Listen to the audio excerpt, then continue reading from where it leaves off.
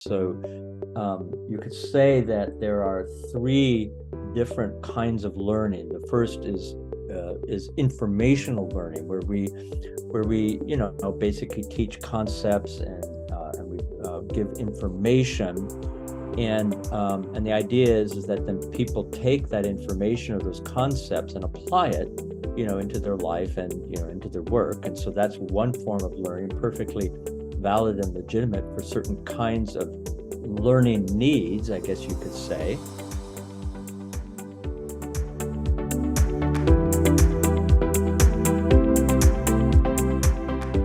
The second kind of learning, or the second sort of method of learning, is behavioral, where we teach skills and competencies to people with the idea that they will then take those skills and competencies out into their world and exercise those skills and competencies.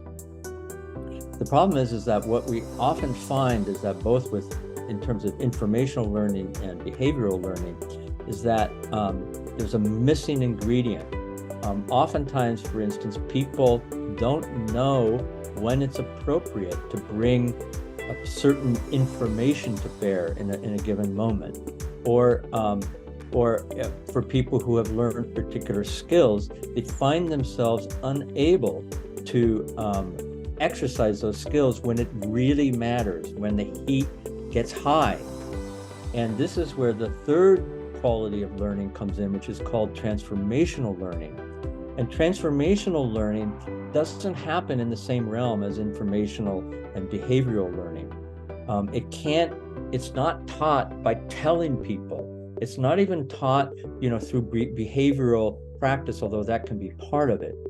It has to be taught in a very different way. And this is where vertical facilitation builds, because you can only bring about transformational learning through the design of a learning environment. It can only be done by creating situations in which people experience a kind of inner dilemma between how the categories with which they already make sense and the category that is likely to be necessary to make sense of the current situation being presented to them.